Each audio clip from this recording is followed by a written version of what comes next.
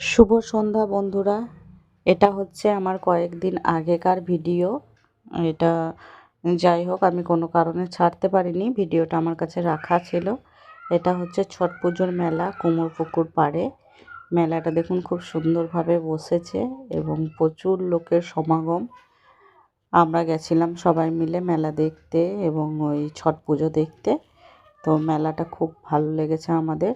খুব সুন্দর, ছোট ছোট বাচ্চাদের নাগরদোলনা থেকে শুরু করে একদম সাজগোজের জিনিস, সমস্ত রকমের জিনিস ওখানে বসেছিল।